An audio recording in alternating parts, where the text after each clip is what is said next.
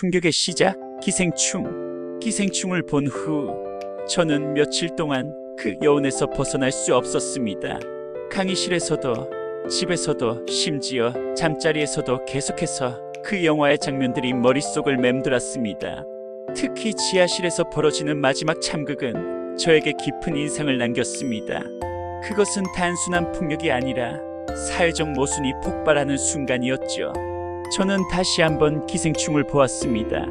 이번에는 더욱 세심하게, 마치 학자가 텍스트를 분석하듯 한 장면 한 장면을 뜯어보았습니다. 그러면서 발견한 것은 이 영화가 가진 놀라운 완성도였습니다. 봉준호 감독의 연출력은 가히 예술의 경지에 달해 있었습니다. 모든 장면이 의미를 가지고 있었고 모든 대사가 복선이 되어 있었습니다. 특히 선에 대한 메타포가 인상적이었습니다. 박 사장이 말하는 선을 넘지 않는다는 대사부터 시작해서 실제로 영화 곳곳에 등장하는 물리적인 선들까지, 계단, 문턱, 창문 등 모든 것이 계급의 경계를 상징하고 있었습니다. 이런 섬세한 장치들을 발견할 때마다 저는 감탄을 금할 수 없었습니다. 그리고 배우들의 연기도 놀라웠습니다.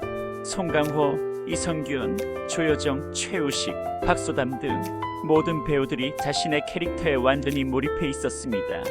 특히 송강호의 연기는 절망과 희망, 분노와 체념을 동시에 표현하면서도 전혀 어색하지 않았습니다.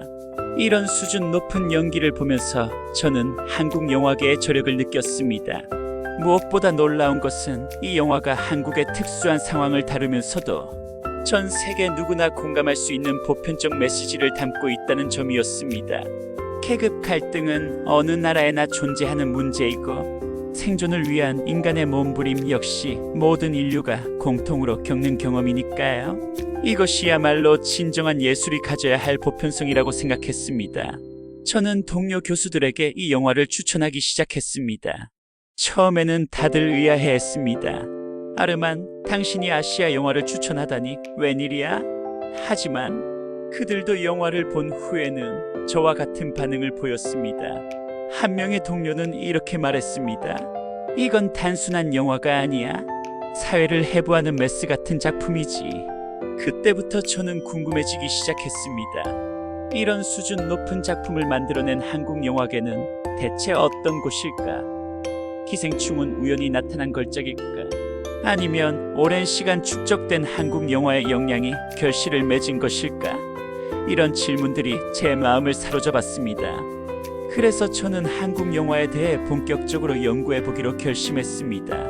한국 영화의 뿌리를 찾다. 기생충에 대한 궁금증이 커지면서 저는 한국 영화의 역사를 파헤쳐보기로 했습니다. 먼저 봉준호 감독의 이전 작품들을 찾아보았습니다. 살인의 추억, 괴물, 마더, 설국열차 등을 차례대로 보면서 저는 점점 더 큰 충격에 빠졌습니다. 이 감독은 이미 오래전부터 세계적 수준의 작품들을 만들어 오고 있었던 것입니다. 특히 살인의 추억은 저에게 큰 인상을 남겼습니다. 실제 사건을 바탕으로 한 이 영화는 단순한 범죄 수사물을 넘어서 권위주의 시대의 무능한 수사체계와 사회적 모순을 날카롭게 비판하고 있었습니다. 마지막 장면에서 송강호가 카메라를 직시하는 순간은 관객에게 직접적인 질문을 던지는 메타적 장치였죠. 진범은 과연 누구일까? 하지만 그 질문은 단순히 영화 속 범인을 찾는 것이 아니라 우리 사회의 진짜 문제가 무엇인지를 묻는 철학적 질문이었습니다. 그 다음으로 저는 박찬욱 감독의 작품들을 접했습니다. 올드보이를 보는 순간 저는 완전히 다른 차원의 영화적 경험을 했습니다. 15년간 감금된 남자의 복수극이라는 설정 자체도 충격적이었지만 그보다 더 놀라운 것은 영화의 미학적 완성도였습니다. 복도에서 펼쳐지는 원테이크 액션 시퀀스는 영화사에 길이 남을 명장면이었고 마지막 반전은 관객의 모든 상식을 뒤엎는 충격이었습니다. 복수는 나의 것, 아가씨, 헤어질 결심 등을 보면서 저는 박찬욱 감독만의 독특한 영화 언어를 발견했습니다. 폭력과 아름다움을 동시에 표현하는 그의 미학은 서구 영화에서는 찾아볼 수 없는 독창적인 것이었습니다.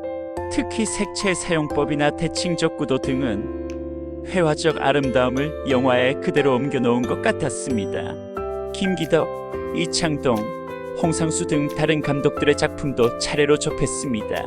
김기덕의 극단적이고 실험적인 영상미, 이창동의 깊이 있는 인간 탐구, 홍상수의 일상적이면서도 철학적인 시선까지 각각의 감독들이 모두 다른 색깔을 가지고 있으면서도 공통적으로 높은 예술적 성취를 보여주고 있었습니다. 더 놀라운 것은 이런 작품들이 최근에 갑자기 나타난 것이 아니라는 점이었습니다. 1990년대부터 꾸준히 축적되어 온 한국 영화의 역량이 2000년대 들어 꽃을 피우기 시작한 것이었죠.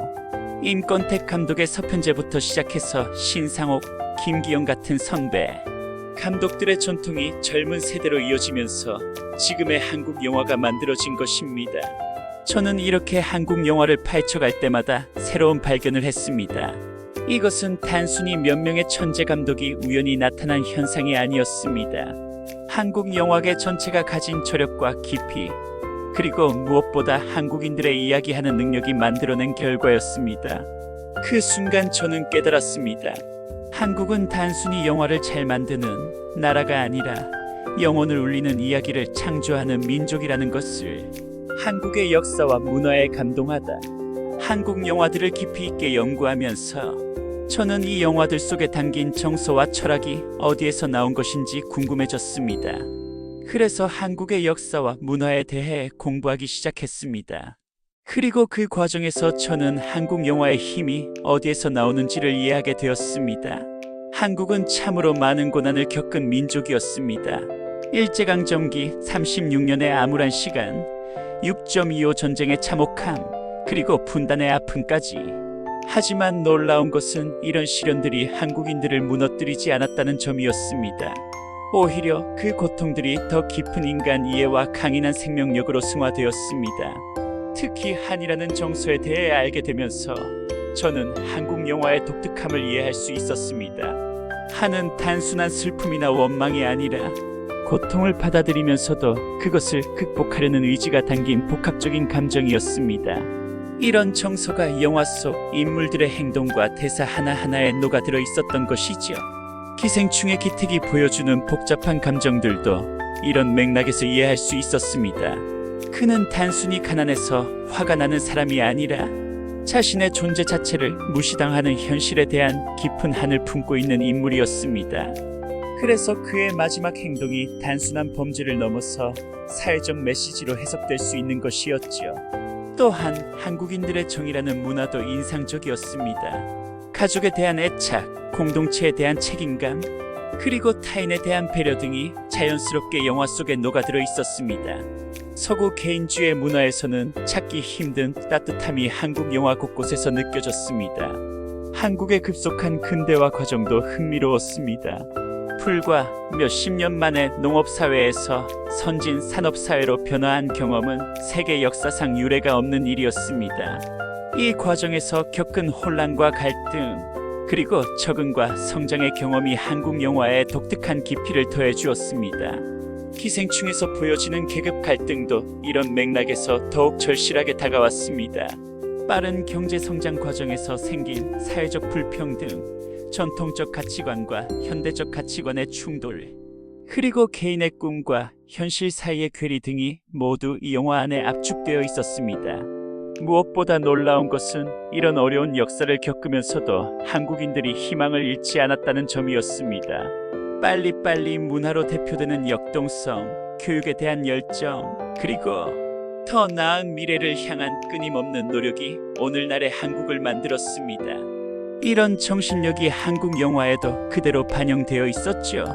저는 한국의 역사와 문화를 공부하면서 한국 영화가 왜 이렇게 힘이 있는지를 깨달았습니다. 그것은 단순한 기술이나 재능의 문제가 아니라 깊은 인생 경험과 철학이 바탕이 되어 있기 때문이었습니다. 한국인들의 삶 자체가 하나의 거대한 드라마였고, 그 드라마에서 길어올린 진실들이 영화로 형상화된 것이었습니다. 한국과의 만남, 한국 영화와 한국 문화에 대한 연구가 깊어질수록 저는 한국을 직접 보고 싶다는 갈망이 커졌습니다. 2023년 여름, 저는 마침내 한국행 비행기에 몸을 맡겼습니다. 인천국제공항에 발을 디딘 순간 제 마음은 떨렸습니다. 그동안 영화를 통해서만 접했던 그 나라에 드디어 와 있다는 실감이 들었거든요. 공항에서 서울로 향하는 길에서부터 저는 놀라기 시작했습니다. 깔끔하고 현대적인 인프라, 질서정연한 교통체계, 그리고 무엇보다 사람들의 활기찬 모습이 인상적이었습니다. 이것이 불과 70년 전까지만 해도 전쟁의 폐허였던 그 나라라는 것이 믿어지지 않았습니다. 서울 시내에 들어서자 더욱 놀라운 광경이 펼쳐졌습니다. 고층 빌딩들이 질비한 강남의 모습은 뉴욕의 맨해튼이나 런던의 시티 못지않았습니다. 하지만 그 사이사이에 전통 한옥들이 조화롭게 어우러져 있는 모습에서 한국만의 독특한 매력을 느꼈습니다. 전통과 현대가 이렇게 자연스럽게 공존하는 도시는 세계 어디에서도 보기 힘들 것 같았습니다. 특히 경복궁을 방문했을 때의 감동은 잊을 수 없습니다. 궁궐 안으로 들어서자 마치 다른 세계에 온 것 같은 느낌이었습니다. 단청으로 아름답게 칠해진 건물들, 정교하게 다듬어진 돌계단들, 그리고 무엇보다 그 모든 것을 감싸고 있는 장엄한 분위기가 저를 압도했습니다. 이런 아름다운 전통 문화를 가진 민족이 어떻게 이렇게 뛰어난 예술 작품들을 만들어낼 수 있는지 이해가 되었습니다. 광화문 광장에서 태극기가 바람에 펄럭이는 모습을 보았을 때는 가슴이 뭉클해졌습니다. 그 깃발 안에 담긴 역사와 의미를 생각하니 절로 숙연해졌습니다. 이 작은 나라가 어떻게 이렇게 큰 꿈을 품고 세계 무대에서 당당히 자리 잡을 수 있었을까 하는 경외감이 들었습니다. 홍대나 강남 같은 젊은 거리들을 걸으면서는 또 다른 한국의 모습을 발견했습니다.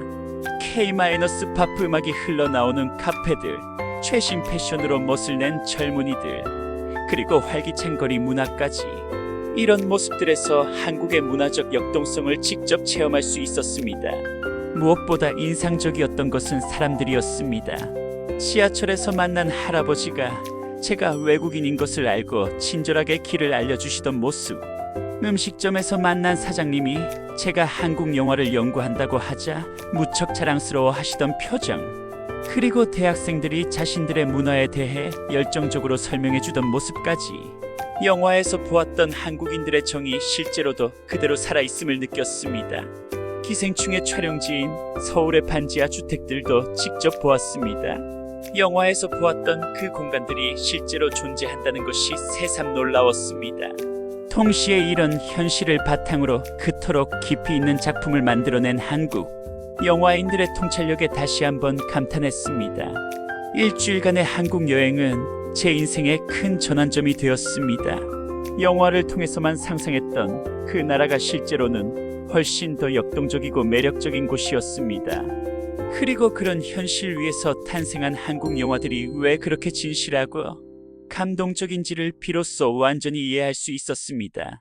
세계가 인정한 한국 영화, 한국에서 돌아온 후 저는 더욱 적극적으로 한국 영화를 연구하고 알리는 일에 매진했습니다. 제 대학에서 한국 영화 특강이라는 새로운 강의를 개설했고 학회에서도 한국 영화의 예술적 성취에 대한 논문들을 발표했습니다. 동료들은 제 변화를 신기해했지만 저는 확신을 가지고 한국 영화의 가치를 전파해 나갔습니다. 그러던 중 2025년 초 전 세계 영화계를 뒤흔드는 소식이 전해졌습니다. 뉴욕 타임스가 21세기 최고의 영화 100선을 발표했는데 그 1위에 기생충이 선정된 것입니다. 이 소식을 듣는 순간 저는 눈시울이 뜨거워짐을 느꼈습니다. 제가 그토록 확신했던 한국 영화의 가치를 전 세계가 인정해준 순간이었으니까요. 뉴욕 타임스의 평가는 이런 내용이었습니다. 기생충은 21세기 영화사의 정점을 찍은 작품이다. 이 영화는 사회적 메시지와 엔터테인먼트를 완벽하게 결합시켰으며 전 세계 어떤 관객이라도 공감할 수 있는 보편적 주제를 한국적 정서로 승화시켰다. 봉준호의 연출력은 이미 세계 최고 수준에 도달했으며 이 작품은 앞으로도 오랫동안 영화사의 교과서가 될 것이다. 이런 평가를 읽으면서 저는 말할 수 없는 감동을 느꼈습니다. 그동안 제가 경험했던 한국 영화에 대한 모든 감정들이 한순간에 정당화되는 느낌이었습니다. 동시에 한국이라는 나라와 한국인들에 대한 존경심이 더욱 깊어졌습니다. 특히 뉴욕타임스가 강조한 점은 기생충이 단순히 하나의 뛰어난 작품이 아니라 한국 영화 전체의 역량을 대표하는 작품이라는 것이었습니다. 박찬욱